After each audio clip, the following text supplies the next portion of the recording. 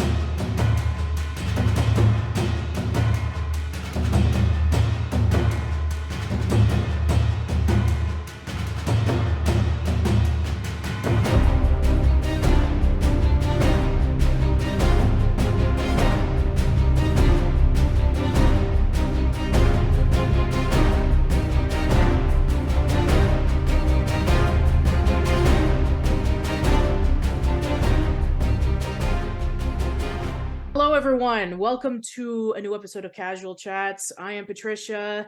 Thank you so much for joining me in episode 201 as we now go into a new era of Casual Chats.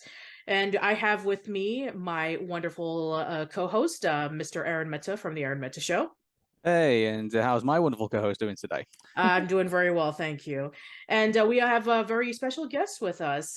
She's a YouTuber, she's a reactor, she does analytical videos, and she was the production assistant on The Owl House, and now she's working on Haley's on It. So we have Rebecca Bozza, so welcome. Thank you for having me. I'm excited to talk to you guys. Yeah, so we've been really excited to actually talk to you again, because the last time we talked to you, you're actually like not outside of the House of Mouse, and now you're in the House of Mouse. So I think your perspective on things is going to be so interesting. Yeah, the last time that we had Rebecca on the show, it was during our discussion of the Owl House season 1. And since then, you know, the other seasons had happened, the show is officially over, and now she actually has worked behind the scenes on the show and will be giving an interesting perspective, especially since, you know, this is a rare opportunity. You know, I actually do feel kind of dumb considering that I did a video like about a year and a half ago called where I did a video called Media Hall of Fame, where I looked back on like the fans who were so integral to their favorite shows that they eventually became a part of it. If I waited like another year, I probably would have included you in there. I mean, don't hold off on making content though. Like if you have the idea, put it out there. Yeah, maybe I'll do this as a part 2 or something if I find more people. But no, seriously, welcome to the show, Rebecca. Yeah, no, thank you for having me on again. Absolutely.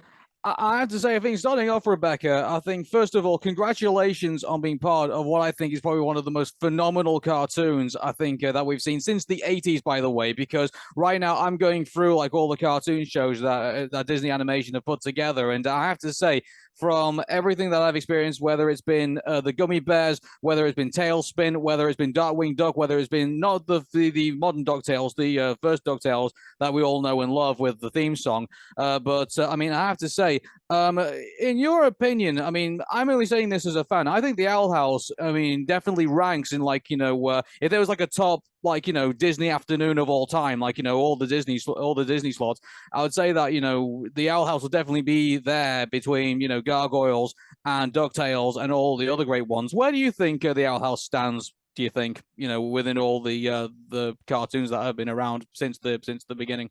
Yeah, I mean, when the show first came out, like the first 10 episodes, you know, very early on in the pandemic when I was still doing YouTube, I thought it was going to be like one of the, you know, kind of pinnacle cartoons. that would be out. Yeah, like I think I said for like the decade, like when looking at like 2020 to like 2030, like in that span, I was like, I think this show's going to be really, really special. And it was, and I think it will continue to be special. And I think it'll kind of be looked at as kind of like, you know, like the Gravity Falls kind of shows where you look back and you're just like, wow, that show was like so incredible, and I'm so glad I got to experience it. So yeah, like even before hopping on the show, I thought that the show was going to be awesome, and I absolutely loved every episode that came out, you know, in season 1 and the first half of season 2. And then jumping over to actually working on the show, just like seeing the amount of like work and effort that everybody puts in, and just like the day-to-day responsibilities and tasks of like how an episode gets made, just kind of puts a whole new perspective on just like how just like much of an achievement it is that cartoons exist in the first place, because it's something that like when you look at it you're like, this shouldn't work. Like making these designs, storyboards, recording, like sending it to overseas to animate, and it's like animated, you know, it's animated by hand for Owl House. You know, with like the old school, like timed out X sheets and everything like that. I'm just like, you know, like we've put people on the moon. I look at those X sheets, I'm like, this shouldn't work. Like this seems harder than putting people on the moon. So the fact that like cartoons exist is a feat in its own right. But yeah, just like from being a fan to working on the show, I've always thought this like Owl House was going to be this huge monumental cartoon, just in all of cartoondom, not just Disney. Yeah. Mhm. Talk to me about your transition from basically Owl House fan to basically, you know, being a part of the apparatus of the Owl House. How did that come about? And how did that change your perspective from being a Disney fan to basically being a Disney producer?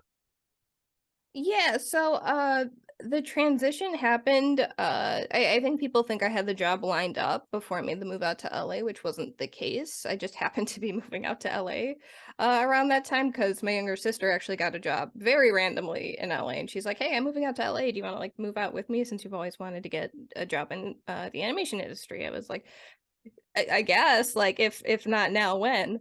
And it just so happened at that time, Owl House had a couple positions open. There were some creative, like artistic ones, but then there were also some on the production side. And so I had reached out to Dana because I kept in contact with her after I did my interview with her like 2, 3 years ago at this point. And I was like, hey, do you know if anybody is going to be filling this position on the show? Because a lot of the times, like at bigger studios and companies, uh, if someone's rolling off on another show or production, they'll move them over to a different one. They usually try and like retain their talent that they already have working within the studio. So I was like, hey, do you know if like anyone has this yet? And the position had been open for a while, so I think they had been interviewing people. And so Dana's like, oh, I'm not sure at this point. Like we might. But she's like, you know what, send me your resume and I'll get you in contact with my line producer. And I was like, thank you so much. Like, of course. Um, and so from there, I got reached out to by one of the recruiters at Disney TVA. And I'm moving during all this. Like I'm moving across the country while I'm like having these phone calls and like interviews and stuff. But I interviewed with one of the TVA recruiters, and it was actually for the production secretary position. It was not originally the PA position, but they're like, would you still be interested in this? I was like, yes, of course, I'd love to work on this show. And so I had the phone interview with the recruiter, and that went really well. And then like 2 days after I moved like all of my stuff out to LA, I had the interview with the Owl House production team, and it was for the secretary position. And the interview went really well. And they're like, you know, towards the end of the interview, they're like, but would you want to be a PA at some point? And I like did the most like carefully thought out like politician answer to not be like, you know, like not that like I didn't want to be the production secretary, but like I definitely would be more interested in the PA position, you know, kind of thing. But like I was like, you know, the most flowery kind of response to be like, oh, I'd be interested in both, like because like I really wanted to work on the show. Can I The just say, interview. as someone who's worked in talk radio and has been interviewing politicians since 2008, I think that's very cute, but I would have despised you at the same time. Just like I just really wanted the job. It sounds just like you did. Like yes, I'd love to be a PA. I'm like I'd love to work on the show in any capacity, and you know, Yeah, But even if I have to be the one to give coffee, I'll do it. yeah, right. But I mean, we were still work from home, so it's just like the secretary was kind of just more like managing the calendar and everything over Zoom, which was like I wouldn't have been able to do that, quite honestly. I'm like, Yeah. it would be a lot to organize everybody on the cruise meetings on the calendar.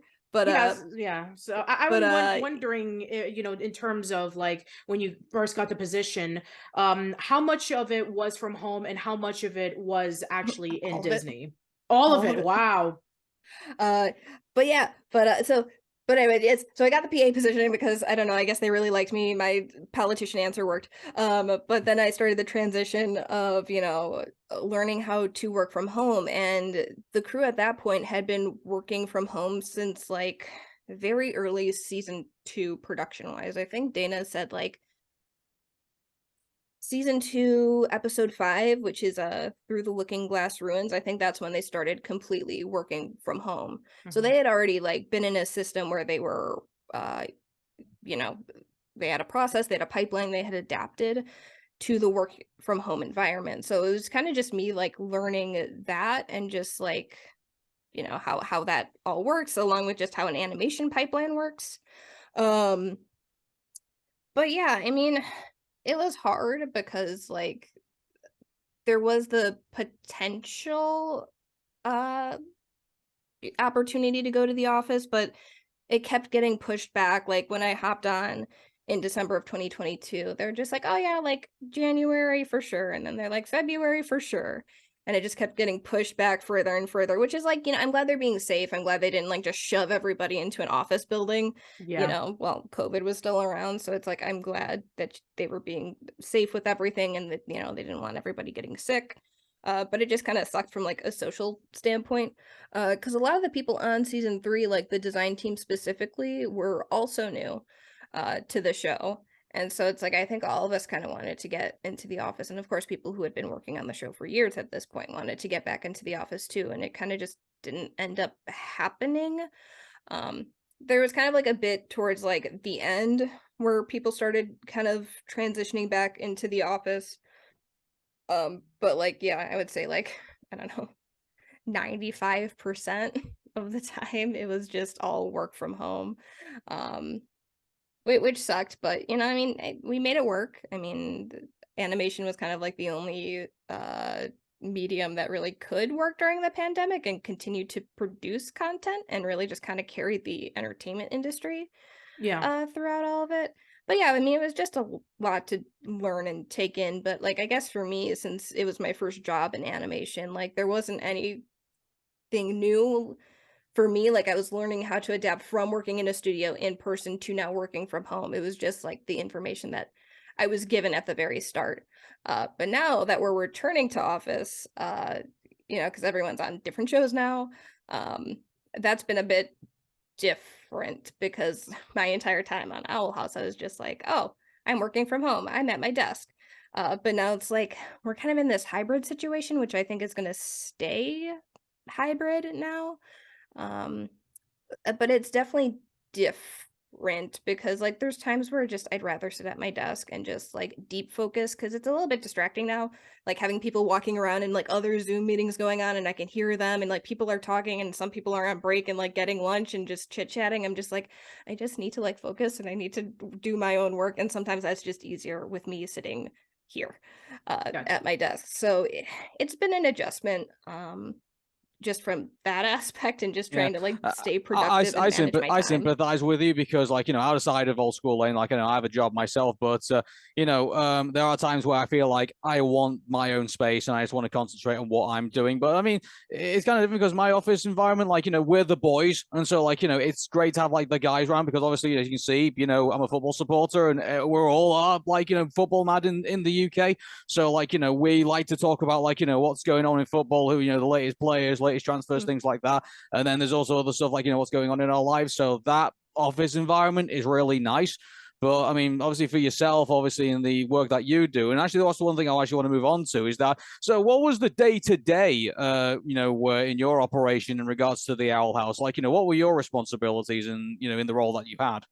Yeah, so production is kind of like the managing side of cartoons. So like, you know, the artists are all doing their stuff, and it's kind of production's job to manage all of that, to make sure everyone, you know, gets their handout for the designs that they have, to make sure that, you know, we're shipping everything overseas, to make sure we're shipping everything on time, handling any overseas requests if they're like, hey, we didn't get this design, or like, hey, we have a question about, you know, a line or what's going on in the storyboard or something like that. So they're like the manager basically, when looking at animation. In terms of like what I did specifically, I primarily worked with the design team on season 3, and I helped out like with like record sessions too, where I'd over Zoom I'd sit in some Zooms with Eden Regal, who is our voice director and also voiced Basha on the show. And like if Eden ever had like a question about something like going on in the script, or if like something was like a continuity thing or like a world building thing that she needed to know context for, I could like answer that question for her. Or sometimes like we tweak a line or something like that, change a line, I'd like be there taking notes to give to our post-production team. So like when the episode comes back and they're like, we didn't get this line, like when did this change, this isn't what's in the script, I could be like, oh no, we changed it in this record on this day, blah blah blah blah, here you go. So that way they're aware of everything that's going on. For like design team, I would sit in on like design reviews, and I'd like put all the designers submissions together for Andy Garner Flexner, who is our art director, Dana, and then our department leads, which is like characters, props and effects, and backgrounds. And there'd be background design, which is like the black and white line, and then there'd be BG paint, which is, you know, obviously it in color. So I'd like compile all those for Dana and Andy and all the leads for each of those departments to go over and review, to give their notes, and then send those out to the artist to like pull any reference if they needed it from like, you know, because sometimes, you know, each show has its own style. And like I said, a lot of the season 3 designers were new on the show. So if like they needed reference of like a specific background or like a specific angle, or kind of like, you know, how we draw trees on the Owl House or something like that, I'd like pull backgrounds for that, and then give them to the artist to give them some reference, just to kind of hook it up a little bit closer to show style. But yeah, I mean that's primarily what I did on the show. It's just like a lot of records, a lot of design reviews and stuff like that. I'd occasionally work like with the PR team and like pick out stills to, you know, like promote the show.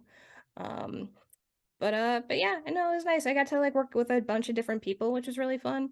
Because some shows operate differently, where like there's not like kind of like an all-around factor where you like you kind of get to work with a bunch of different departments on the show. Sometimes you kind of just get like one department, and like that's your department that you work with from like a production aspect.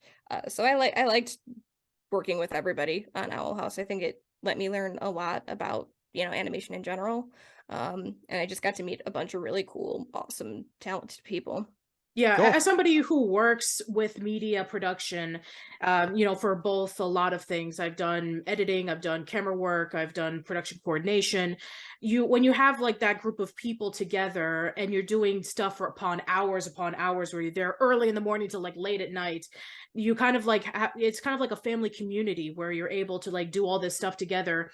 And I think that's commendable, considering that, you know, especially during the pandemic, and this is really relatable to me, when a lot of the production stuff that I had to do, we had to like be extra careful, and we had to like follow the safety precautions during COVID. But at the same time, we were satisfied knowing that we were producing content that, you know, people can watch safely from home, and they didn't have to worry about like, you know, going anywhere, so that they can be able to tune into that. I'm actually planning on doing a documentary series on that pretty soon. But yeah, I like to know, you know, especially with all the, you know, the talks that you did with working with all the people that you worked with during your time at the Owl House, what have been some of the most highlighted moments for you, like some that have been like that you feel really proud of, that were like humorous or anything like that? If you have anything to share, go for it.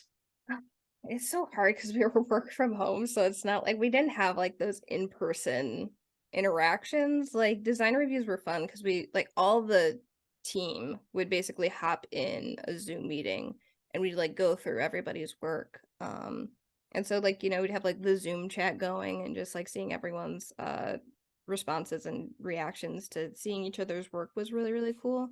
Because it was one of the few times that we actually got to like see each other in, you know, little teeny tiny Zoom squares. Because again, we were work from home, so it was like really hard. But yeah, I mean, like we had, you know, I mean, we had like chats and stuff like that where we'd like drop, you know, fan art and just be like, oh, look at this cool fan art, or like, oh, look at this cool theory, or this meme or something like that. Um, but You records have were to also tell fun. us some of your favorite fan art or fan reactions of people's thoughts of the show were, like any particular highlights for you. I mean, one of the biggest ones was a the collector loose theory when that was going around because we just thought it was funny because it wasn't going to happen. Like all the art was absolutely incredible, but we're just like, well, this isn't happening. So it's a weird feeling, just being like, this is so cool, but too bad people are totally off base. But yeah, no, I don't know. There'd just be like a lot of like Hootie memes and stuff like that. One of our color designers, Dresden Douglas, would always like have their Zoom background be like some weird Hootie meme, and it'd always just kind of be like, what's Dresden's background gonna be today? Um, but yeah, so like we try to have as much fun as we could. Like if there was a Nintendo Direct, we'd like drop the link and then like we'd kind of use like the, you know, the cruise chat to like kind of be like a live chat where we like all give our reactions and stuff like that. So we still, you know, tried to make it as fun as we possibly could, given the circumstance of us all being apart.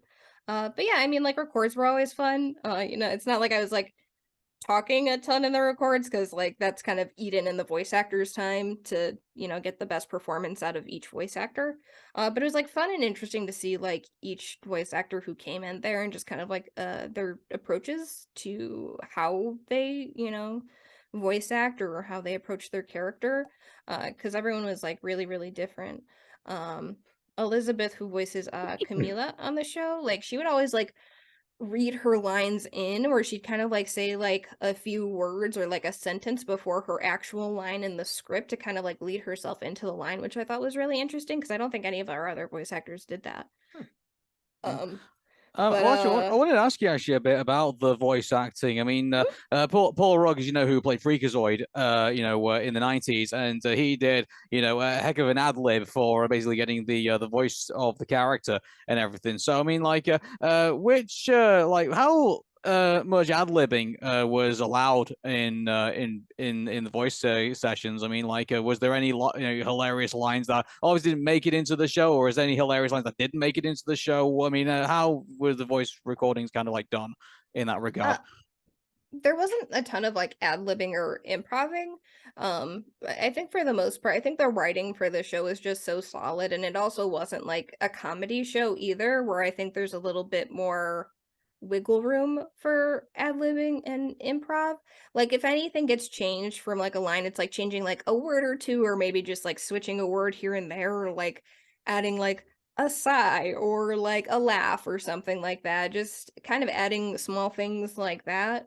The only person who ever really like improv or ad lib stuff was Alex's Hootie.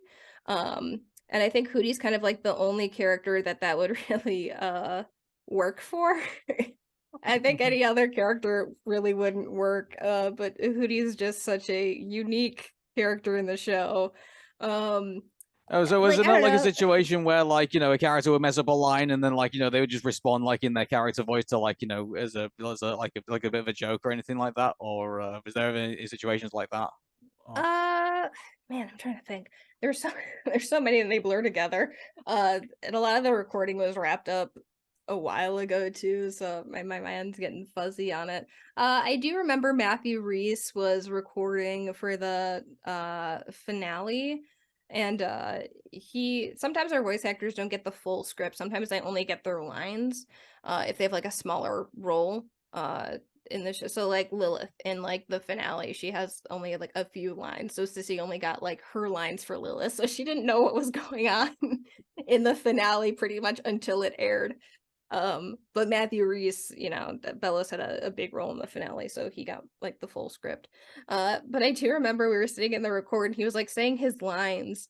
And I think the next line was Luce's line where she like has her whole speech about the like I am the good witch Luce, like you know, child of the human realm, student of the demon realm, and like the whole eat this sucker thing. And I do remember like Matthew Reese was going through his line and he must have just like looked at the next line below it and he said like, now eat this sucker in Belos's voice. Obviously it wasn't going to be recorded to use or anything like that, but it's just like he was, I don't know, he was just reading through the script and he just said that line. But no, I mean, the other thing is that our voice actors, even before the pandemic, they also all recorded by themselves. So they were never in the booth together anyway, which is usually how most productions work. So there's not really anyone to play off of. Sometimes Eden would do like read-ins for the characters where like she would play the other characters and she'd read the actor in for their line. But yeah, no, like I think the writing on this show is also just so like tight that you know, there didn't really need to be any improvised line. Like I said, the only one who ever improvised lines was Alex's Hootie. There was one that I mentioned on Post Toot last week that like Hootie improvised some stuff for like the byline where he was just like, wow, what an ending! Like, what a show! It's time for my spinoff now. Here it comes. But it's just like I knew we were never gonna be able to do it. And like Dana said, it's like if he could just kept talking, it'd just be the characters just standing there, just waving as Hootie just keeps going about his spinoff and how it's coming, and then it would just cut to black, which would have been hilarious, but it probably would have been a bit much to be like the last moment of this show. So it did not end up making it into the final cut. But yeah, I mean, Alex was kind of the only one who could ever improv stuff like that. But records were fun. It was great getting to see all the actors, you know, do their thing, even if it was from a work from home setting. Speaking of Post Hoot, are you planning on bringing it back sometime in the future with like the other maybe storyboard artists or animators who weren't able to have an opportunity to share their experiences with working on the show? Yeah, like we definitely like to. I mean, the thing with the Post Toot, it was definitely just like a labor of love thing. And Sissy and Nikki were the ones who came up with the idea because they were just so upset about this, you know, situation regarding season 3 and the show getting cut short. Yeah, so, as they, fans like, of as fans of the show, we all are. Yeah, yeah. actually, I thought maybe we could probably go a bit further into that, maybe, and that is because I'm sure all the fans are going to be like, you know, ask. I think it'll be killing us if we don't ask this question. So I think, I mean, obviously the show got cut. I mean, I've always argued, you know, and I'll argue this until you know they lock me away, and that is that, you know, I have thought that the Owl House should have been 5 seasons and a movie at least. I think it should have gone the 100. I mean, what was your reaction to when you heard it was going to be cut down, and you know, how did you all hear about it? Like, what was the reaction amongst the team, and what was your reaction yourself? And basically, how did you tell us that story about how it all kind of came about? Well, I mean, I found out before I hopped on the team because we found out about season 3 getting cut short to 3 specials when the air date for season 2 was announced. So like I wasn't even on the team at that point. I was just a YouTuber, and you know, a viewer of the show. So I mean, obviously I was like upset about the situation about it getting cut short to 3 specials. But at the same time, it's like it's such a unique format to work with too, having 45 minutes or, you know, in the case of the finale, almost an hour where it's 55 minutes. And it was like a fun format to work with. I think it was just an unfortunate circumstance of why, you know, the crew had to work with 45-minute specials. But like, I mean, obviously the crew was devastated by the decision, and you know, I mean, Dana said it before, like sometimes she just kind of throws some ham-fisted lines about, you know, like, oh, if only we had 20 more adventures, or oh, like that's a spin-off I'd watch. So yeah, I mean, like of course we're all upset about the situation regarding season 3, but like kind of tying it back to Post Toot, I mean, like that's why it started, and that was Sissy and Nikki who came up with the idea to do it because they wanted to meet more of the crew and just kind of talk about the process of making this show. And I think they originally approached Dana if she wanted to be a part of it. And then Dana recommended me because I recently hopped on the show, and they're like, Dana's like, I know this girl who did YouTube who you could probably ask. because I didn't even know, like, Nikki followed me very randomly on Instagram. I'm like, oh, that's weird. I've never met Nikki in person before. Like, why would she follow me? And then I saw Dana later that day. She's like, oh, by the way, I recommended you to do post toot with Sissy and Nikki. I was like, post what? Like, what are you talking about? So that's kind of how I ended up on post toot with Sissy and Nikki. But like, I mean, props to them for just being so interested and involved with this show, because I think there's a lot of voice actors out there who just kind of show up to do their lines and then they peace out and that's it. They're like, and have no more involvement with the show beyond that. So yeah, no, props to like Nikki and Sissy and all the voice actors who, you know, sit down to do these Q&As and signings and stuff like that, because I think it just shows how special this show is. And like I said, we're all devastated about season 3 and that whole situation. But we're glad that the show exists, and we're happy that the show got an ending, because there's a lot of shows that get canceled that don't get an ending, that don't get closure at all. That's true. And we're proud Or basically of get what closure, but then you have to wait 17 years in order to basically get it. So like, hey, Arnold, we can relate to that. Yeah, we can relate to that as 90s kids. Don't worry about that. Yeah. So I guess, I mean, out of all the stuff that's kind of been left on the cutting room floor in regards to the Owl House, I mean, what's some of the bits that we never really got to find out about, like, or are you still kind of like keeping that close to your chest in case there might be the possibility that we might get more Owl House in the future?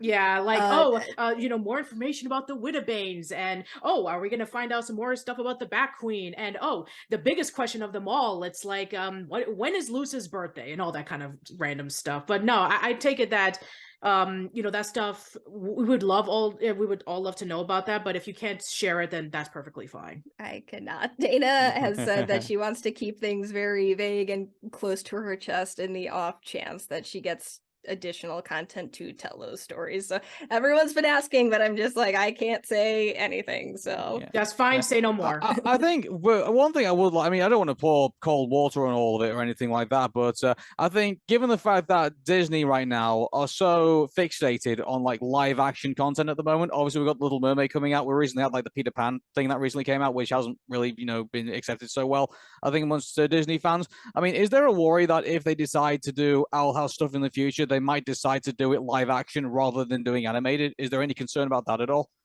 I mean, I don't know if they would, because I can't think of any Disney cartoon properties off the top of my head that have been adapted to be live action. Kim Possible.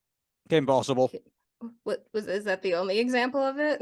Yes, there was that. Okay, so I'm not that worried that if it was like every single show was getting one, then I'd be like, yeah. But no, Disney, honestly, Disney doesn't really care that much about Disney TVA with their properties, because they don't see them as the big money makers. They see the Disney Princess line, they see, you know, their movies, which are basically just reboots and live action remakes at this point. Yeah. And then like, you know, Marvel and Star Wars, like those are their big money makers. So those are the ones that they care about more. So I don't see them like rebooting Owl House as live action. I mean, I know they own the IP, but it's just like, I don't know what Dana's involvement with that would be. If that was even a potential thing that would pop up, I don't think it would be. If Owl House gets any additional content, I feel it's going to be more in the realm of like books, comic books, graphic novels, stuff like that. I mean, we kind of saw that with Amphibia with like the Marcy Journal. Yes. If Owl House gets any more content, I feel it's going to kind of be more in that area, or like an art book, because DuckTales got an art book too. Like I would love an Owl House art book. I think it's going to be kind of more in that realm. I don't think they're going to adapt it into live action. That's for their big money makers, their big movies, their big, you know, IPs. Yeah, no, I have a question. Well, the reason I bring it up is because, you know, the Owl House has been received so well online, and also it's one of the very few Disney animated TV products that trend on Twitter, even where, you know, weeks after it's even been, you know, off the air, it still trends on YouTube. I mean, millions of hits on that. Surely Disney must know that they've had a success on their hands and just let it go. Pretty much, like, you know, as the Frozen movie you get goes. the Frozen joke. Yes. I mean, I think they're realizing in retrospect, and given Dana did a Reddit AMA like a couple of years ago where she was kind of explaining the situation to clear up any misinformation, and when she said it was one person, it was legit just one person who made the decision, who, and just in the corporate ladder, the corporate hierarchy of things, it kind of just came down to one person. It was just their personal taste. And it was also not Bob Chapek. Everyone wants to say it's Bob Chapek. It was not Bob Chapek. He did not cancel the show. Bob Iger did not greenlit the show. Bob Iger coming back has no relevance to any potential Owl House content coming. I've said that. Dana's said that. It's just, it's not the case. It wouldn't make that much sense anyway. No, you're talking about like the person who's at the very tippy top of this corporate ladder, and it's just like Disney is such a massive media company. It's just like they don't have time to just be like, but what's going on at Disney TVA, in that small little section of our giant massive company. I mean, Disney is. Would you say it's bigger than the BBC? Like here in the UK, I don't know how familiar you are with the BBC here in the UK. It's a massive organization, foreign news stations, entertainment. Like, it has all these divisions, and like it's at the point where like the higher ups of that organization don't really know what's going on the floor the entire time. Like, I mean, is it like one of those situations where it's like the chairman's at the top, he basically just runs the corporation, and everybody else is kind of like just answers to whoever the middle managers are? Is that effectively what Disney is? Basically, it's kind of like an umbrella thing where it's just kind of like you have like the big giant, Disney umbrella, and underneath it, like people have their smaller umbrellas and little umbrellas under that of what they kind of cover and what they're in charge of. So yeah, like Bob Iger and Bob Chapek were in no way affiliated with anything that happened with Owl House, and they won't be unless like Bob Iger just suddenly discovers the show and is just like so moved and impacted by it that he sets out on his own righteous mission to somehow get additional content. But that's not going to happen, because why would Bob Iger just suddenly just go on this self I mean, that's more or mission. less about how Doug's first movie happened, where Joe Roth had saw that Doug was major towards his daughter when she was like watching it on TV in the VHS, and then he pitched over to Michael Eisner saying like, hey, these kids are into this Doug TV show that we picked up from Nickelodeon, and there's this movie that they're doing called the Rugrats movie or something. Let's see if we can do our version of a movie featuring the Doug character. So I would say it could be slightly. Well, now that you mentioned that, it's kind of like I really hope he never finds out about it. Yeah, no. If any additional content happens, it's because Disney's going to see that the show's popular, it does well on YouTube, it does well on Disney Plus. Like, that's the best way to support the show, is supporting it through official means if it's available in your country, and watching it on YouTube and Disney Plus, so Disney can see those numbers and be like, oh, people like this show, maybe we should give some additional content. Like I said, Amphibia got the Marcy Journal, and according to Matt, that did really well. There might be a potential for more Amphibia stuff. I mean, DuckTales got an art book, so it's just like also support other shows that Disney TVA has. Because if you support other shows, then Disney will also see that there's a market just for Disney TVA shows in general. And that could lead to something happening for Owl House. So those are the best ways to support the show and potentially get any additional content. Want to ask you about that, actually, because, I mean, I try and keep in contact with a lot of Disney fans who are like, at the moment, obviously, we've got, like, this whole cost of living crisis that's currently going on at the moment. And people are making some really, tough decisions about, like, do they really need this and do they really need that? And one question that always goes on the minds of Disney fans right now, with all the tightening of budgets right now across households, not just in America, but also in the United Kingdom as well, is, do I need my Disney Plus subscription? And a couple of comments I always hear from Disney fans is that, well, Gravity Falls has ended, Amphibia has ended, The Owl House has ended. I don't see justification for and also Bob Iger has potentially, led on that, physical media might become a thing again, and we might see like, DVDs and Blu-rays coming out. Why do I need my Disney Plus subscription, in the future? And, swinging the axe and basically cutting that down to obviously make ends meet. I mean, how confident are you that shows like Moon Girl and Devil Dinosaur, The Ghost of Molly McGee, obviously your show, Haley's on it, how confident are you that's gonna keep fans on board to say, hey, keep your Disney Plus subscriptions, keep your cable subscriptions, because something good's going to be coming down the line, or is here now? It's hard for me to say because it's we're not in charge of like, green lighting shows. And like the thing with like green lights, it's also a matter of kind of just like right place, right time, like with who's in charge. Because a lot of the time, green lights just come to whoever makes that decision. It just comes down to their personal preferences a lot of the time, and they're just like, I think this show could be great. And then it moves on to like the next phase of like getting the show developed, and then you got execs being like, but what if you did this instead? And like conflicting notes and stuff like that. Dana's talked about it before, where like for season 1 up until like understanding Willow, she had like 6 execs giving her like conflicting notes on like what they should be doing with the show. And it was understanding Willow, where she was just kind of like, I'm gonna do my own thing, the crew's gonna do their own thing. And I think that's where the show really found its footing, was that episode onwards.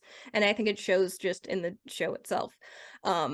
But I mean, so that's kind of like the thing, is that sometimes what the Disney Channel brand is, that term that keeps getting brought up, because Dana mentioned it in a Reddit, AMA post, like discussing the season 3 situation. The Disney Channel brand is that it's always changing. And, with Iger, in charge, like sometimes that trickles down to, how it affects Disney TVA, like streaming versus cable, and how Disney is still clinging on to cable and just like really emphasizing those views, even though cable is a dying platform, but they're still latched onto it, and they're just like, no, but and like obviously no shade to these shows, but like Big City Greens and Hamster and Gretel, who get rerun constantly all the time on those channels, their views do really well because they keep rerunning the show over and over and over and over and over again. And so they're like, look, it does great. I'm just like, yes, but that's because you're rerunning it multiple times a day, where with Owl House you didn't rerun it that much, but it does well on Disney Plus. So it's just kind of like such a hard thing to say, because it's so many different factors involved, where it's just like, okay, you have execs who have differing opinions about what the Disney Channel brand is, and it's just like, like, we want serialized. No, we don't want serialized. We want episodic. And then it's like, just kidding, we do want serialized. And then they're like, no, never mind, let's go back to episodic. And then it's just like the whole streaming versus cable thing, and it's just like, okay, well, what's the future and the direction? Like sometimes it's really hard to say, like, what the future is like of Disney Channel and Disney TVA, because it's a part of a big media corporation, and just like there's so many cooks in the kitchen kind of, that it's like it's hard to just get like a definitive answer, just like a definitive, just like, this is our path, this is what we're doing. I mean, like, Disney Plus will always probably be the best way to show your support for any show that Disney Channel has, because they are pushing that, but they're still weirdly clinging to cable. And I'm just like, but it's a dying platform. Just look at the Disney Plus numbers. Those are your best indicator, because like, with shows, they be held until they get released on Disney Plus, and then it would like trend on Disney Plus. It's just like, I think that shows that the want and interest, for shows like Amphibia and Owl House. But yeah, no, it's just like such a weird position to be in, kind of, especially with just the animation industry in general. Like, No, with but what's isn't that happening gonna at have like a Cartoon really Network. isn't that gonna have a really bad impact on like, the guys on the floor pretty much? Because like if they can't make up their mind about whether a show should be episodic, a show should be story driven, like I've always, even though, we've grown up with episodic shows like, Hey Arnold, various other ones, at least they had like some kind of overarching story. I mean, Ghost of Molly McGee has obviously been, a good show in that regard. And to a degree, I mean, Moon Girl and Devil Dinosaurs also has some kind of like overarching kind of theme that kind of goes out throughout the show. And I understand the argument that, Zamba made on the previous casual cast that me and Patricia did, where she said, well, you can put, an episodic show on and, put the shows up on shuffle, and like, a kid will be entertained in that regard. But I would argue that the story-driven shows, I mean, even with the Owl House, even with some cases with Amphibia, you were always, given the fact that they gave, or even with Gravity Falls, they gave you a teaser of the fact, oh, hey, this is what's going to happen in the next episode of the show, or leaves you hanging on what's going to happen in the next episode of the show. That gets people talking. And if anything, that then, translates over to the next episode and gets people, really excited for that. Do these debates go on quite a bit? I mean, I for pros mean, and cons for these types of formats? I mean, for the people who work on a crew, it's just like, we're not involved with executives, really. We just, that's not kind of how it works. We're not like chit-chatting with them, a lot about who makes these kinds of decisions. Um, so it's hard to say. I think there's just a very big disconnect between how Disney views like fandom versus like viewers, and it's like I think they don't see the potential of a fandom like Owl House, like Amphibia, like Gravity Falls, and how that can be like really beneficial for their company. I think they kind of just only go off of like the cable views and stuff like that, like Big City Greens and like Hamster and Gretel. That's why Big City Greens is getting a 4th season and a movie. It's because they rerun it all the time on cable, and they're just like, oh, this is our big money maker. And like you said, it's because it's episodic, so you could turn on any episodes and you could sit the kid down in front of the TV and they'll be entertained. And it's kind of just like this vicious cycle almost of just like, okay, well, they can sit down and watch any episode, so we're just gonna air reruns all the time. And that's why the show does really well. And like, again, no shade to Big City Greens. I've seen Big City Greens. I think it's a really fun and cute show, and I'm excited for the movie to come out. But yeah, that's kind of like the mentality that the execs have, and like what goes into like their scheduling is because it's episodic, so therefore they can rerun it all the time. But like for a show like Owl House, I really don't think it was until season 3 aired and until we had the New York Comic Con panel that people like because there were execs who traveled with the DTVA company to attend, and they sat at each of the panels that were there, and like the Owl House panel had a very different energy and response compared to the other shows that were there. And I think the execs that were there knew that when sitting in that panel room. And I think just like once thanks to them went up on YouTube and it was like trending on there, and it was it got like over 1 million views in like less than 24 hours, and I think that's kind of when they were like, oh, this show is successful, people do like this show. So I think that was kind of the moment for them, and unfortunately, like a little too late. But like that's also not necessarily like an indication that like anything is in the works right now for any potential Owl House content. But I definitely do think that was kind of like their wake-up call, where they were just like, oh, like we have something here. And I think that's when they might have clicked, like, oh, fandoms do like have that power to show Disney like, oh, there is like a fan base behind this. There are viewers who want to support the show, and who would buy merch, and it's just like the fact that we want additional content. It's just like, Disney, we want to we want to give you money at this point. Like, why won't you take our money? We're saying like, hey, give us comic books, give us art books, give us a spin-off series. Like, we'll keep our Disney Plus subscription because of that.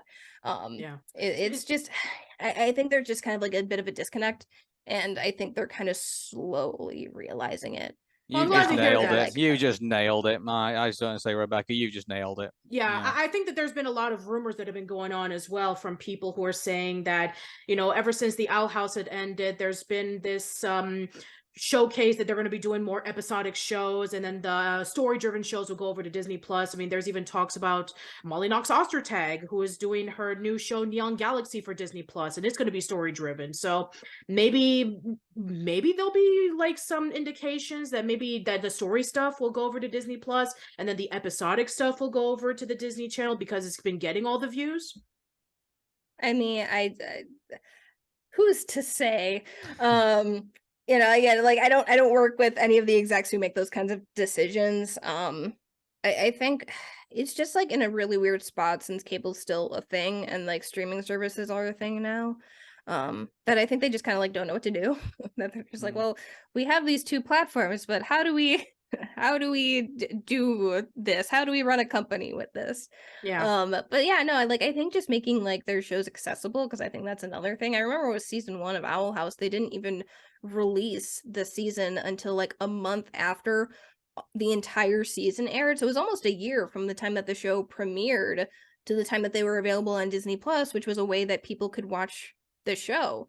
And then like thanks to them, I think It came out around October. Yeah, it came out around October. Well, season 2, I think they did in like batches too. They like did them in like batches of 5 after like episodes would air in batches of 5. They would drop them on Disney Plus, and I think thanks to them was like shortly after, like a month maybe after, and then like I think For the Future was like 2 about weeks after or something like that, and yeah, then that sounds Watching about and Dreaming right. was like immediately after. So it's like Yeah. they've kind of adjusted how they distribute, at least in the US, because that's another thing. International, Disney Plus. There are some countries who haven't even gotten the second half of season 2 yet on the Disney Plus in their country, and unfortunately, we here in LA don't have any control over that. That's entirely an overseas international Disney Channel thing with how that's distributed and released. So we don't have any say in that. We don't know when they're dropping. I know we get a lot of questions about that, and we're like, we don't know. Fair enough. One question. But yeah, like I think they've just adjusted like how Disney Plus operates with how they release their content, and I think that's also been really beneficial. Because I think just holding these episodes to basically just like, because that's how you see the viewership behind something, and like why would you hold that for so long and not give people access in like this until this very weird format of just like waiting this a certain amount of time. It's very odd, but I'm glad that they've adjusted it and they're coming out sooner. Yeah. One question I want to ask you is about obviously there was quite a few leaks that kind of came out during that time, and I mean, how obviously it was frustrating. I mean, obviously that's an obvious question, but I mean, was there ever like how did these leaks get out? Like, I mean, what was the main source of some of these things getting out online before the episode aired? Did you ever figure that out? It's honestly just miscommunication and just people not checking base with each other. I'm not sure like how into it I can get or like details or anything like that, but it's miscommunication. It's just you know, I get it. Disney's a big company. These companies that distribute it and air it, they're big companies too. But at the end of the day, people are human. Yeah. And they I make mean, mistakes. there was a rumor going Um, around that some of the stuff that came out for the yeah, thanks to them, some of the leaks that came out for that was leaked through someone who was like submitting like their portfolios to like job sites and things like that, and we're like trying to find like what the next animation job was going to be for them, and that's kind of how that got out. So I mean, was there always is that always kind of a bit of a problem because obviously one they've done a bit of work and obviously they're looking to figure out how they're going to eat tomorrow. I mean, like obviously they're going to be like throwing out like examples and stuff to like try and get extra work. Was that always a problem at all? I mean, Or I think just in general, in the cartoon animation community, there's always been those people, and I will not call them fans, who will intentionally breach artists' privacy in order to get clout on the internet. Oh. And so it's very frustrating, and it puts artists, because this has happened before with other shows in the animation industry where they feel responsible like it's their fault when it's not. Someone intentionally breached your privacy and distributed your work without you knowing, just because they wanted some views, some clicks, some likes on social media.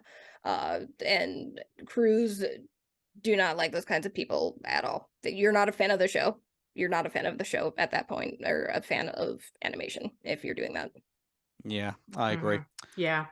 So maybe we get a bit further into the Owl House, maybe a little bit. And so, I mean, obviously, I mean, let's talk about the Hunter character to start off with because I think he's he's an extraordinary character of determined. No, I mean, just survival, I guess. The fact that he had this overbearing uncle of Bellows, who was like this tyrannical dictator who like genocidal at some point. And obviously, he survived all of that abuse and came out obviously the way that it did. I mean, how interesting was Hunter as a character to kind of like I mean, obviously to be involved in the production of, but also to tell this story of like this kid who didn't realize who he was until he finally got be able to realize his potential. Yeah, I mean, I know Hunter's a character that a lot of people really like and really connect with. I know his arc deals a lot with abuse, and manipulation, and I'm glad that people connect with his character in that way and feel seen and feel like they have a character who might be going through something that they're going through. Um, I think that's great that people see themselves in him and can hope for a better future for themselves. Um, Yeah, I mean, when I hopped on the show, all the writing was actually done, so I didn't get to like sit in the writers' room for anything like that. But yeah, I mean, Hunter's character was definitely something that was I think taken very seriously, um, and respectfully, with his relationship with Flapjack. Uh, the cast was doing a extremely Q&A yesterday. And Xena was saying just, how Hunter's arc was meeting Flapjack and kind of finding that first friend, and Flapjack led to um Hunter meeting, his found family.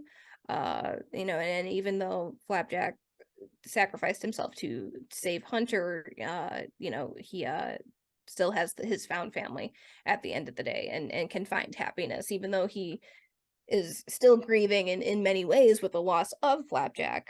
He still has people there who love and care about him, and I think that's a beautiful thing Yeah, to I mean, show. I guess the Flapjack sacrifice, I mean, obviously was a very shocking part of, like, thanks to them. I mean, I was always predicting because, clone characters, as you can probably imagine, in animated series do not have long-lasting shelf life. And so a lot of people were predicting that, Hunter was going to be the person who was going to, take the fall. But then it ended up being Flapjack. So I guess there was a lot of shocks that were in season 3, a lot of twists and turns that were in. So that was one of them.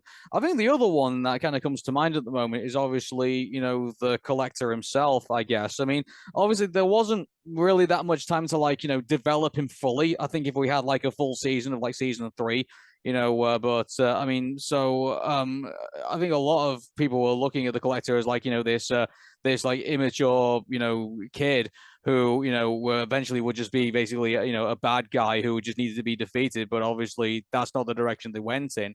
So, I mean, what was the inspiration behind the collector, and why did they decide to go in direction with this character rather than like say, like, rah, bad guy needs to be defeated? Uh, I mean, okay, I was all the writing was done, so I didn't get to be a part of any of the writing or anything like that. But I know Dana's talked about before, just like creepy dolls and like this aesthetic of just like space was kind of like an inspiration for the collector. And Dana always knew that like the collector was going to be involved in the show in some way, but it really wasn't until the show got shortened that they decided to bring the collector in to be a more major character in the show. And they really liked, enjoying writing their arc that they have over season 3.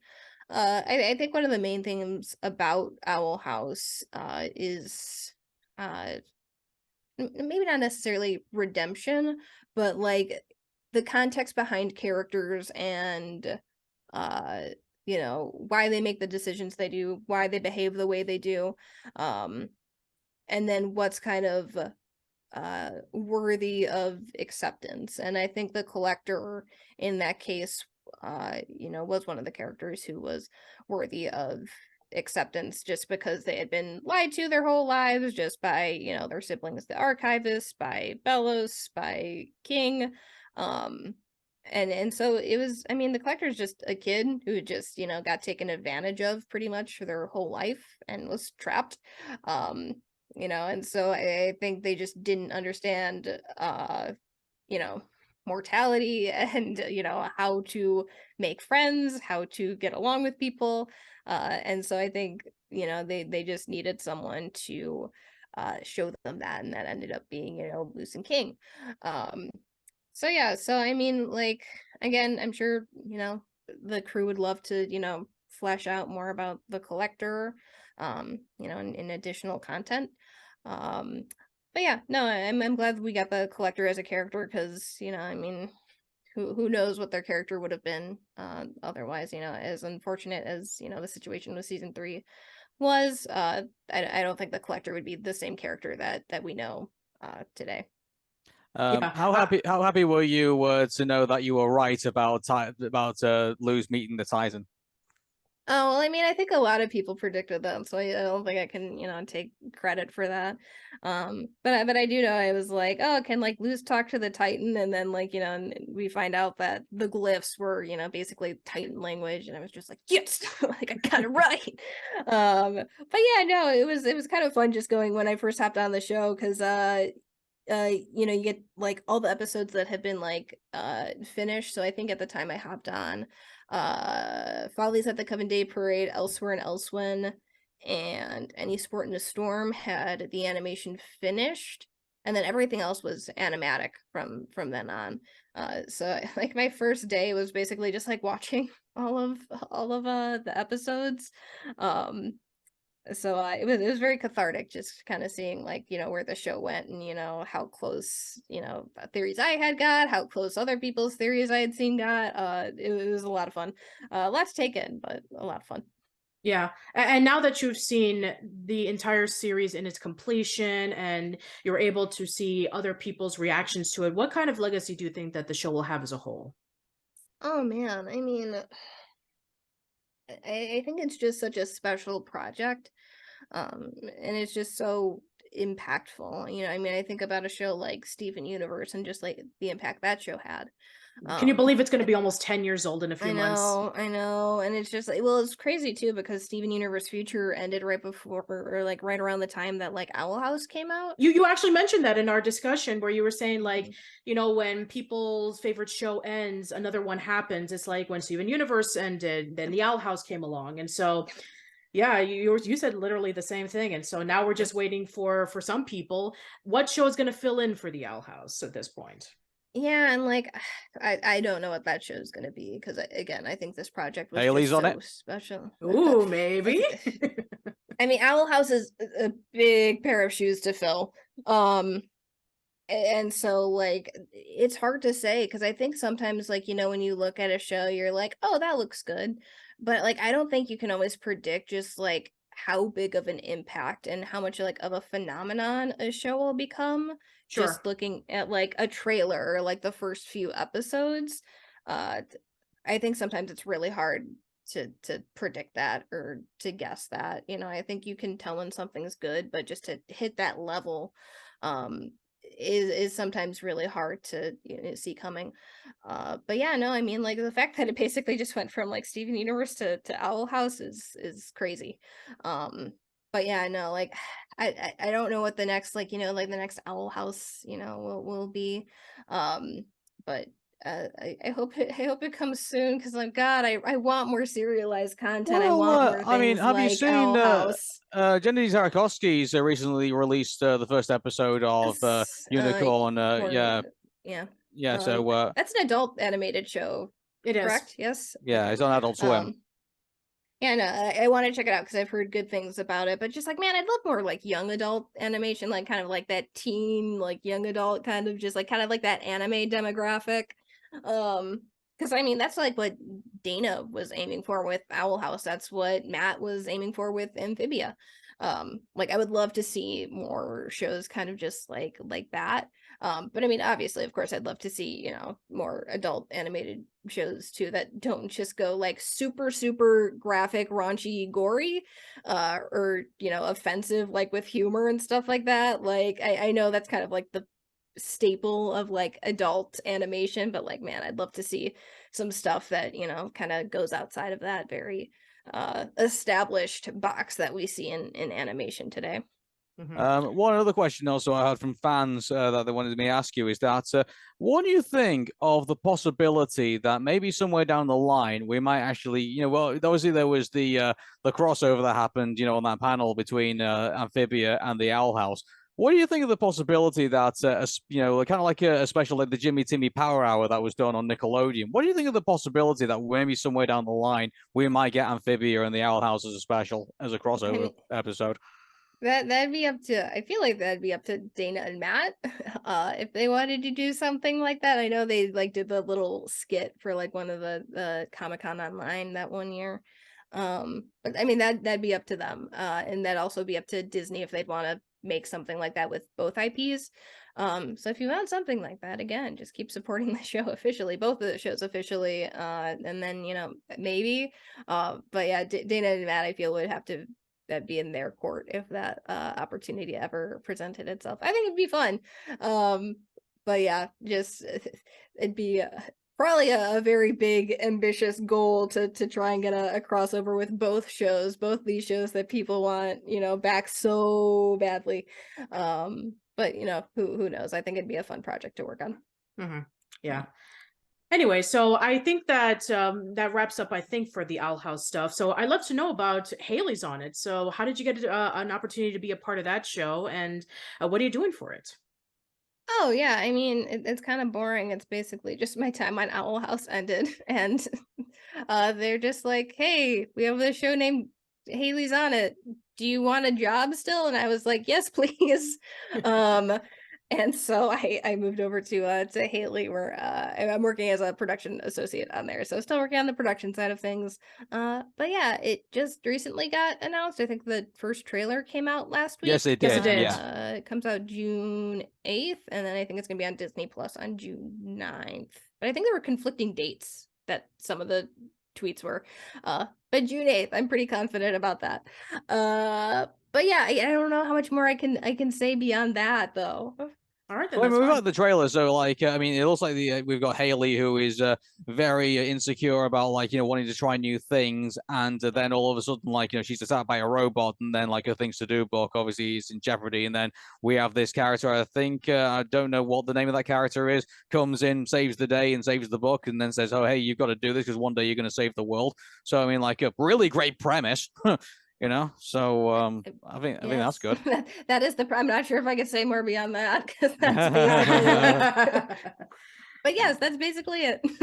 All right, Yeah. awesome. Cool. Okay then. So that's great. One little thing. I mean, there's something I would like to get into, which I mean, if you don't want to talk about this stuff, that's perfectly fine because I know it's a sensitive subject at the minute in the US, and that is what's going on between Disney and right now the Republican governor Ron DeSantis, who currently has presidential ambitions.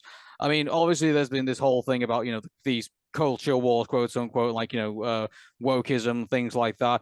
I mean, with all this stuff that's currently floating around in the media and like all this stuff that's being said about Disney, I mean, what's been the reaction amongst the Disney staff about all this stuff that they see in the news? And like, I mean, do they pay attention to it, or do they care about it, or do they take it in their stride? I mean, I remember, was it last year? The Disney Don't Say Gay thing when Yeah, that came yes. out. Or Disney Say Gay. But yeah, I mean, I remember when that first came out, and that was a rough time for everyone at Disney TVA. I feel that also animation specifically has a very large LGBTQ plus community within it, and a lot of people who work on animation are part of the community or allies. So I think that was a very rough time for a lot of people. And I'm sure that another thing that's really tough that's going on as of literally the recording of this right now is the writer's strike. And then there was an announcement going on saying that, hey, even though this writer's strike is going on, you still have to work or else you're going to be fired. I'm sure that that must be really, really hard of what's going on right now with the community. It's interesting because Disney TVA, the writers because there's different unions, so the WGA doesn't work for Disney TVA specifically. We have writers who might be part of both. Okay. But for animation specifically, they're usually part of TAG, which is the animation writers union, which other animated people who work in animation are a part of that. So it's an interesting position because it's not necessarily something that affects Disney TVA specifically, like the writers room at Disney TVA specifically, but the feature departments, like big feature Disney, or like Netflix or Warner Brothers and stuff like that. There are people who work on those shows who are a part of the WGA, and it affects them more. But I mean, like, that being said, like, as long as you're not on the clock for any pickets or anything like that, your free time is your own. And I mean, I know there's people in animation who are joining the people who are trying to get better pay for their writers. So like, from conversations that at least I've had, I have not been explicitly told, like, do not join them or picket with them or stand up for them or anything like that. I have not been told that. Again, it's just there's a bunch of unions, and the entertainment industry can get kind of, complicated. But yeah, no, I hope that the writers get their fair share, because they literally make shows and properties that make these companies and their CEOs and execs millions of dollars. So I hope that they get their fair pay and their fair share. Agreed. Yeah. Now, So, I think that I'd like to know, especially since, you were around with our podcast around season 1, and I'm sure that a lot of things have changed since then.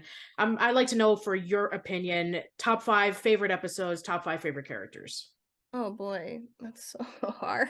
I mean, season 3 is really interesting because season 3 is just kind of like one big episode, really. It's like, I know it was broken up into 3 different ones, but it really just does all feel like one big one. You can count it as one. It's fine. I'll count that as one. For These sure. aren't in any particular order, but so just all of season 3. Just Okay. as one All right. episode. yeah. Hollow Mind is one that sticks out. Fun fact, it's actually the highest rated in IMDb. I think that and Watching and Dreaming are actually rated, because they're both like at a 9.6 or something like that. I think they are, right? yes. Yeah. Hollow Mind sticks out. Convention was one of the first episodes that really got me hooked into the show, because that's when we met like Lilith and learned about like coven systems, and it was kind of like Lucian Amity's like a first time where they like kind of reach a middle ground. So that episode always stuck with me. Oh man, I'm like going through all the episodes in my head right now. Oh boy, it's so hard to pick. King's Tide is really, really good. And also very, very sad. You got one more. Geez. I know, I'm trying to think. It's so hard. I can suggest one. Go for it. Knocking on Hoodie's door. Surely that is a good one. I do love that one. That was an everyone talks about that episode, saying like that's just like, oh, it's just gonna be like a throwaway Hoodie episode. No, it forwarded like 3 storylines. It's very integral to so many things. I think that episode is actually, production wise, I think it was made before. I think Eclipse Lake and Knocking on Hoodie's Door actually like flip-flopped their production order and their airing order.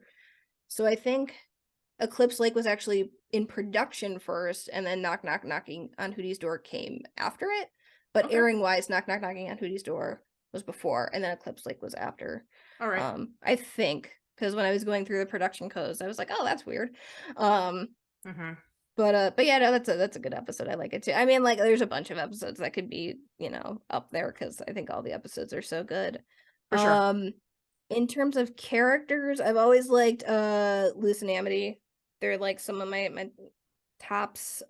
King, I really liked King season 2. Season 1, I wasn't sure how I was feeling about King, but I really grew to love him and his arc over the course of the show.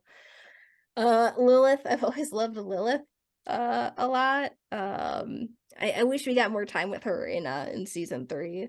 But I would love like a spin-off series or any additional content of like Lilith being like a scholar and like in charge of the like the museum portion of the library and stuff like that. I think it'd be a lot of fun to see what like she and Amity get up to, and Hootie. But I also really like Hootie too. Hootie is one of my favorite characters, which was like just this character that I was just like, oh, he's like the comic relief character, and like he is, but like I don't know, I just grew to love him so much over the course of the show. Yeah. Cool. I wanted to ask you about this. Like, I found out the voice of the Titan in the last episode was actually Aaron Hansen of Game Grumps. I mean, I know that I think he also voiced other characters also in the show, I believe, as well. I mean, what was it like to work with? I mean, I don't know if you guys got a chance to like interact with him or like, hear him work. I mean, what was it like working with him? I mean, I got to sit in a Zoom meeting and watch him record in a booth. But I mean, that was about it from my end. But no, I mean, it was great getting to, see him, do his thing and be Papa Titan. But yeah, I think it was just funny seeing people's reactions more so than anything, where they're just like, wait, is that is that Aaron from Game Grumps? And I'm just like, yeah, it Yeah. is. You know, Yeah. the big reveal of this mysterious character who we've always, The, you know, kind the, of the, like the heard about and like almighty seen in the backgrounds and stuff like that. And it's just like, here he is. the almighty Titan Yeah. basically spent his entire time in the mirror Yeah. and doing reaction videos with the lead of Ninja Sex Party. Yeah. But yeah, so I think it was just more fun seeing like people's reactions to him. But I mean, Aaron did a great job with Papa Titan, and I'm glad that people liked him for the short amount of screen time that he had For sure. in the finale.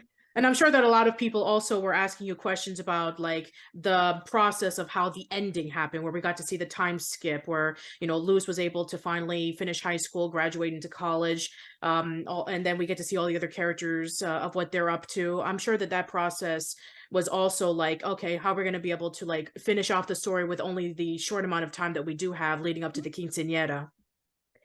Yeah, I mean, I think we kind of just wanted to put like a nice, you know, button on the show with the, Yeah. you know, time that we were given. And so, you know, we thought, you know, it'd be fun to do a flash forward sequence and, you know, show what all these characters, you know, are up to.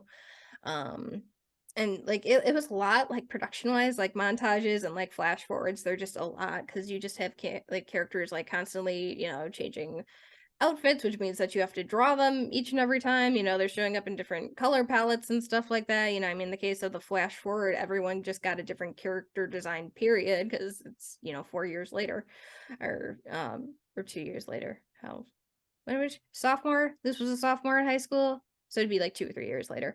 But yeah, like it's just a lot because you're like, oh, we have to draw all of this. We have to color all of this. It's not just like live action where you're just like, all right, throw on this new shirt, you know, or like we already have this prop ready for you. It's like, oh, we have to draw it and turn it in space on a little model sheet for overseas to animate. Yeah. I think like in those like 6 or 7 minutes that the flash forward sequence was, it was like close to a design total of like a regular standard like 22-minute Owl House episode, and that we just like crammed in there at the very end. Mhm.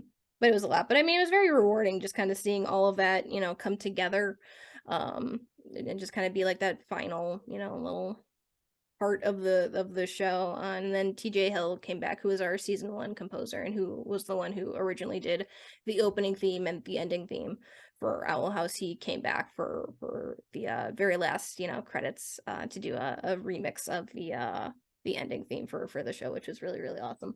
Nice. Cool. Was there anything like in regards to merchandising that never kind of like made it out? Like obviously you see like all the bootleg merchandise and everything like that, but I mean, was there ever like any plans being talked about like in like video games or like anything in that regard in regards to the Owl House? Because everyone's been I think Owl House had some like online like Flash kind of style like video games on Disney's website. And like, you know, I mean, there's like the Hot Topic merch that you can get for Owl House. I think there's like a couple books. Yeah, like yes, like the Owlbird shirt. But and I think there's like a few like little short books that summarize some episodes. But I mean, other than that, like there really wasn't anything. I know there was that one book that was in talks with Tokyo Pop at one point, and then Dana said that, you know, that project was canceled because the pay wasn't good. What they were offering the writers and the time frame that they were given for it. Yeah, I actually wanted to bring up that question regarding about that book. Any plans of it happening, or is it like indefinite? I'm pretty sure it's indefinite at this point. Gotcha. That I've not heard of any plans. What would it for have that to what would be have been revived. about? Was it an art book, or was it like something that No, would? it's not. I know it was not an art book. I don't know. I'm not sure how much I can say That's of fair a enough. That's fair fair enough. enough. Yeah, of we'll a leave it. Yeah, project like we that, get but it. just I know that there have been no talks of reviving it. Okay, we just know that it's a book that has houses and owls. That's it. Yeah. Pretty much. Yes. I guess one thing we could talk about is like all the fan reaction, I guess. I mean, there's one comic strip that never fails to enter into the minds of the Owl House or onto a subreddits or onto Twitter, and that's Mooring Mark, and a shout out to him.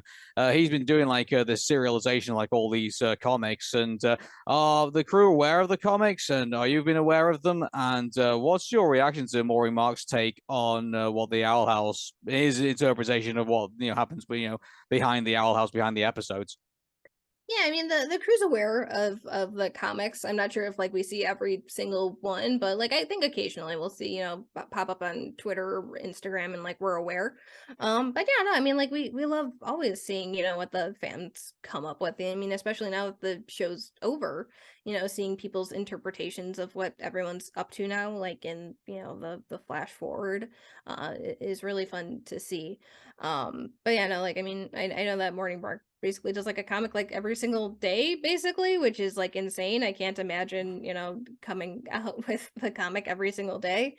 But yeah, no, I mean it's always fun seeing what fans come up with and the art they create, because I mean this is a very talented fan base, and it's always very cool to see what they come up with, and their interpretations of things. Oh yeah, for sure. Especially since, as Dana mentioned in that post to it, it's like, until something is confirmed to coming back, your own interpretations is kind of sort of canon. And Aaron and I even argued about this when Craig Bartlett started doing those drawings of Arnold and Helga during the pandemic. And we were questioned about like, is this canon? And then we were like, well, it's by the creator himself. So I like to say yes. Yeah.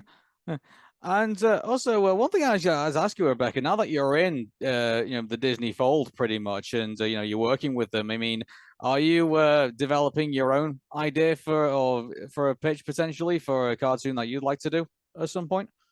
Oh man, like part of me is like that'd be cool one day, and then another part of me is just like, oh, but the animation industry right now is so scary, because I mean I look at what's happening at like Cartoon Network, where it's just like they axed so many of their shows and shortened so many of their shows, and it's just like Yeah, is now the best time? Yeah, it's pretty scary. It's either like, okay, Netflix, oh, we have this really interesting show canceled in 2 seasons, or we're not going to pick it up because we need to pour our money into something else. Oh, Nickelodeon, oh, we have this really nice show that we want to pitch to you. Okay, is it going to topple SpongeBob or be similar to SpongeBob? No? Okay, second season, you're going over to the Nicktoons network. So it's like, yeah, it's pretty hard. Scary right now, and I like again, like one day maybe I think it'd be really cool to be a showrunner. But maybe like not right now. Maybe once animation starts getting treated a bit better. And like I'm very new too. Like I mean, I've only been in the industry for a year and a half basically at this point. So still learning a lot, still trying to learn as much as I can, meet as many people as I can, and see what everyone does at each stage of the pipeline. So like I think that's just kind of my focus right now, is just trying to get as much info Rebecca, as I can. don't let it like make you feel insecure about your creativity. Craig Bartlett, when he first started out, he would tell me the first episode that we did on the Hey Arnold anniversary shows back in 2011. He told me about the stories like him in his like living room, like taking pictures of like plasticine on there, and like doing the first like claymation animations that he did. That then led on to like doing the penny cartoons for Pee-wee's Playhouse. So one thing could lead to another, so you never know. Sure. I mean, yeah, if Rebecca, let me say this, you'll have fans here who would definitely root for you if and I'll actually be really happy the day that I see a really awesome cartoon show, and then at the very end I see executive producer Rebecca Bozza. I'd happily love to. I would be so happy to see that. That's very kind of you to say. Maybe in the future, it'd be cool. But like as of right now, I'm not sure there's like a show I'd like to pitch or anything like that. I'm just trying to, get as experienced as I can. Yeah, but maybe one day. Yeah, that's completely fair. And also, I know that you're still busy with a lot of your producing stuff on Haley's On It, but are you going to start posting up some content on YouTube pretty soon? Who knows? I'm always like, that'd be fun, and then I'm just like, I'm really busy. Fair enough. I probably would like to finally post the rest of the post shoots so they can be on YouTube and be easily accessible for people to watch. I think like Sissy, Nikki, and I would like to continue also just doing post shoot in general, probably not as frequently, but just bringing people on, just having a casual chat just every so often. I think we'd like to continue to do that because basically it's just let's all just hang out is basically what it is for us. Like we chat for a little bit, but then it's like let's all just hang out and be friends. Hey, we're all so about it's an excuse casual to get chats together here. as well, so it's like Yeah. it's fun for us. Yeah.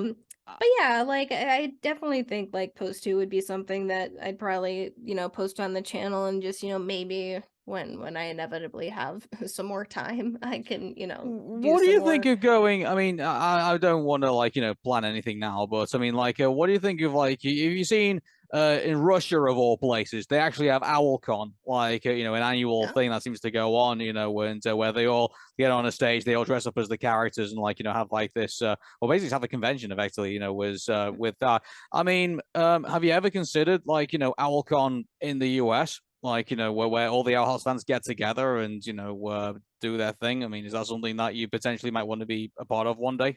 I Or don't know what the legal stuff with that would be, because I don't know if Disney would have to give the okay to specifically have like an Owl House convention. Um, I don't know if they'd have to legally be involved or legally prove that. Because like I mean I know people like go dressed up as like the characters to just like a general con, or something like that. But I think to specifically brand it as like an Owl House convention, since they own the IP, there might be some legal stuff involved with that. And I know if that there is, Invader I'd probably not want to be involved with I know that with Disney InvaderCon, which legal. is I know that InvaderCon has happened a total of maybe like 3 or 4 times over the years, where it was like fan conventions of Invader Zim. So there must be some loophole that they're doing that it could be possible. I have no idea. I have no idea either. I have no idea but either. if not, then there's always like a gathering of just fans, because from what I've heard, so as of the recording of this, sometime this week, a group of fans who love Amphibia are going to be heading over to the Aquarium of the Pacific, and they're going to be like having this huge gathering together and like reflecting on like the show. Yeah, I think that's really awesome, by the way, that they're doing something like that. So who knows, maybe people will be able to do that if they want to avoid legal issues. Yeah, like I think just doing like gatherings like that, or at conventions, they'll like set like a time slot where like, hey, if you're in an Owl House cosplay, meet here and we'll do like a giant group photo or something like that. Like that stuff's fine. I think it's just like if you're specifically looking at like branding it like as the IP, I think that's where it gets into like the legal stuff. But I mean, it's like if you want to just do like fan hangouts, just like, casually and informally, like go for it. Like absolutely. Yeah. All right, so I think we can start wrapping things up. So Aaron, final thoughts. Rebecca, first of all, thank you very much for being part of this fantastic show, and also being a huge fan of it as well, and carrying Dana and the crew, and doing everything that you possibly could. And your contribution, I think, has been phenomenal, I think, in all of this. And I just want to say, a big massive thank you for doing this, and making a really exciting episode an exciting show for a lot of Disney fans that have made them really happy. So kudos for all your hard work. Oh, thank you. I mean, like the other thing is like this. I'm but one person. The crew is massive. You see all those names in the credits, and you're like, oh wow, a lot of people work on the show. So all I'm those one people person. too. Like shout out to the world. Like the whole Owl House world. Definitely. Yeah, for sure. I am one person, and obviously there were plenty of people who came before me, in my time on the show, who put so much into the show. But I am glad that we got to be a part of something that was so impactful and so special. It's really just an absolute honor and just an incredible experience that I know a lot of us will never forget. So thank you. Absolutely. And again, thank you so much for being able to take the time to talk to us about this, and being able to share your stories, and being able to correct some misconceptions and highlight some things that needed highlighting. So thank you. Yeah, of course. Always happy to talk about this stuff. It's fun talking about the animation industry and cartoons and all the behind the scenes stuff. Oh, yeah, for sure. All right. So, yeah, why don't you plug and promote your stuff?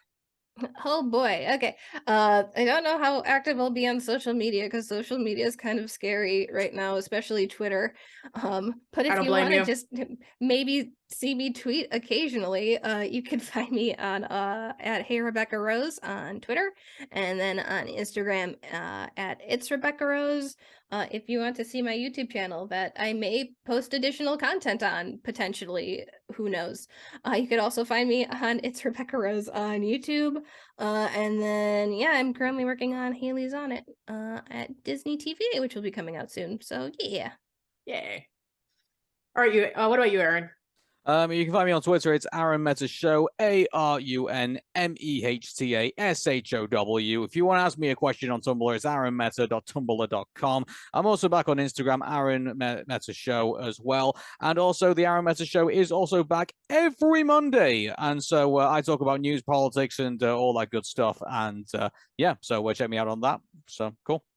All right. And as for me, you can check out my work at oldschoollane.net. I have a YouTube channel, which is youtube.com/oldschoollane, facebook.com/oldschoollane. I'm on Twitter at Patty_B_Miranda. You can check out the podcast on Anchor, Spotify, Google Podcasts, Apple Podcasts, Stitcher, Radio Public, all those places. New episodes of the podcast will go there first, and then a few days on YouTube. As of the posting of this episode, I am going to be going over to MomoCon. There's going to be a lot of amazing people over there. Don Bluth's going to be there. The aforementioned Sarah Nicole Robles is going to be over there.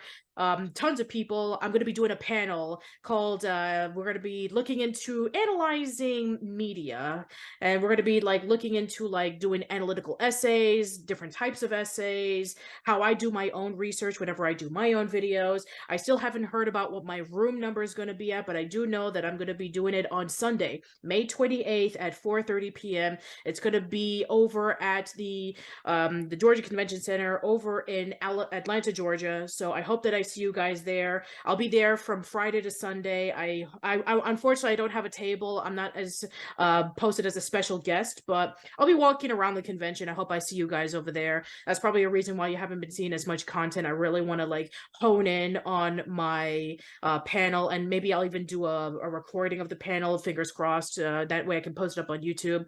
So yeah, that's it for me. Thank you so much for watching. Let us know in the comments below about hearing all the amazing stuff that Rebecca was able to share with us. And yeah, please support all the stuff that she's doing. It's awesome. So that's it. Hope to see you around soon. Take care. Bye-bye.